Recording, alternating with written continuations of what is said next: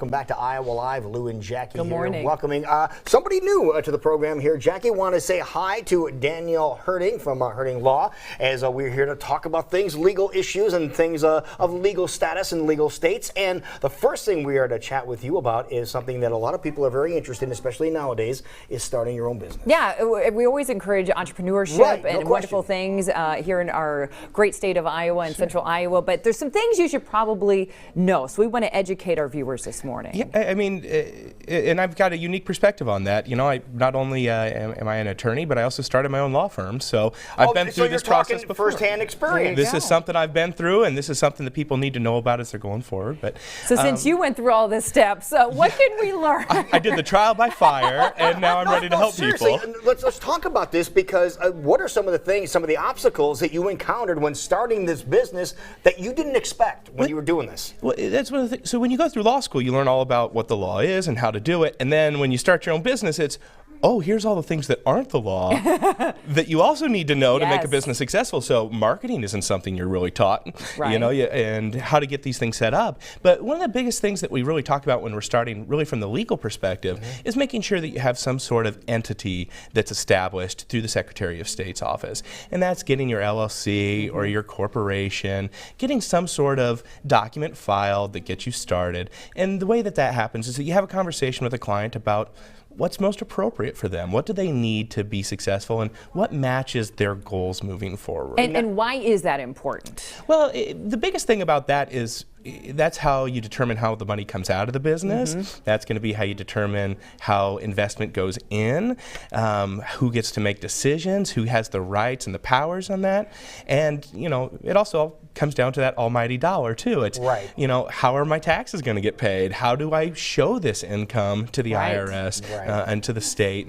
And how are we going to make sure that we pay the appropriate amount of taxes, which I think to most clients means as little as possible. Right. Now, when you're first getting into business, would you recommend getting an LLC or a corporation? Which one do you gravitate toward more? I generally go towards an LLC, but that is very client specific. If you're, and why is that the case? Well, because if you're starting with multiple people, if there's going to be voting rights, if you have an anticipation for there to be shares in elections, that might go towards more of a corporation. Right. But for most people starting off a business, they're one person. They have this idea. They want to be 100% in control, and they're not going to have a complicated tax structure behind it. They're going to do what we often call pass-through taxation, where instead of filing a separate return for their business, they're going to show that income onto theirs. And that's how I started. Was I didn't have a special way of doing my taxes, and the way that the tax structure was when I first filed, it made sense for me to do pass-through and take all of that income and show it as personal income. Now, that's shifted and changed multiple times since I started. Especially last year. And with the corporate tax rate changes, we had to completely change how we were doing this. Rework it. My tax bill, I mean, substantially changed during that time, and how I pay it and how much I paid were very different. Now, when you're first getting started, you mentioned you have to determine what type of business you're going to have. Would getting service marks or trademarks would get that ball rolling? Was that the time we do that, or would we wait a little bit on that? You can, if that stuff is established.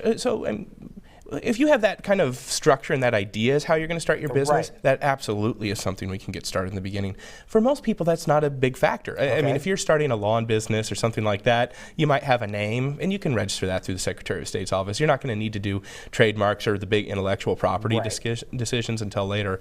But, you know, I've also helped, you know, foreign companies start up in the United States where they already have trademarks established and they want to have them now recognized by the United States. Or if they're going to do some sort of international aspect to it, those are the kind of things that we get recognized right off the bat. But for most people that are starting a small business here in Iowa, that's going to be step 2, step 3.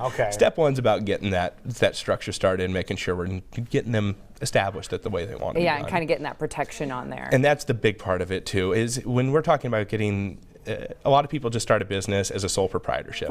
It's just me, I'm out there, I'm doing it, that money goes into my bank account. There's no legal protections for you on that.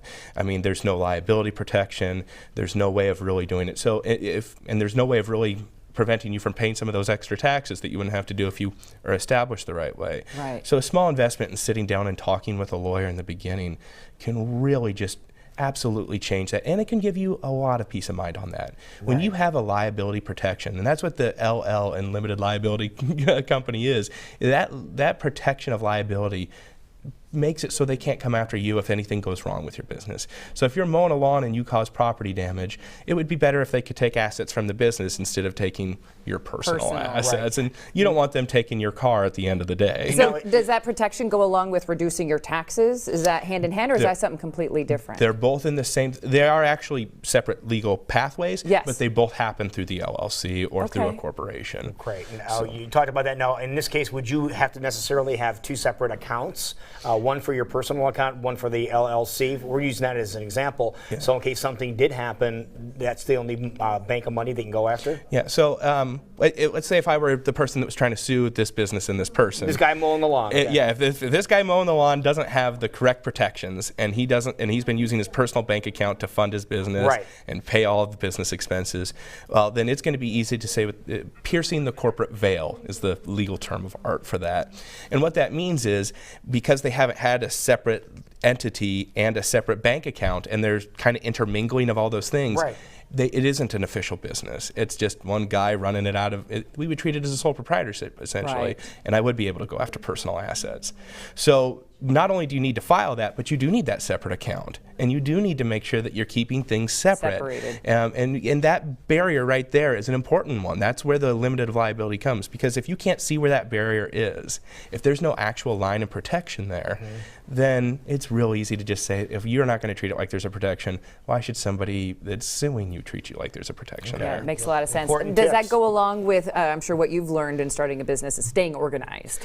And that's a huge part of this too, is when I sit down with a client, the first thing I'm going to do is talk to them about establishing that line, making sure that you treat business things as business and personal things as personal, having those separate accounts, and starting getting that book going of here's what's a business thing that you need to know, here's how your business rules are, here's how your operating agreement's going to be, and then making sure that you keep that separate. So it's easy to know what that expense was when you're looking at your credit card statement at the end of the month, and when you're looking at your bank statements. This was a business thing. This needs to be treated as a business thing. That works. And it is, particularly when I was starting, I wish I would have had more of that kind of guideline going to how I was running my business, because the stress of starting a business is enough without adding the whole list of unknowns on there, and having that organization and that structure. It just makes you feel so much better. Well, you know what I love? I love that I'm talking to it sounds like a friend, as opposed to I'm talking to a lawyer who's trying to give me some legal advice. And I appreciate that. That is a big part of this job for me. I wanted to be a teacher before I was a lawyer. I love getting to sit down and help people understand these concepts, and I love getting to talk to somebody about these things. And the best part about helping people start a small business is nobody starts a small business of something that they hate. Everyone has a passion. Everybody is so passionate about it, and helping somebody discover and expand and develop their passions is the coolest part of my job. So much of the law is amazing. So how can we continue this conversation? How can we get in touch with you? Well, there's a lot of easy ways. I'm on Facebook. My phone number is available. Email. We're very easy to contact, and we'd love to.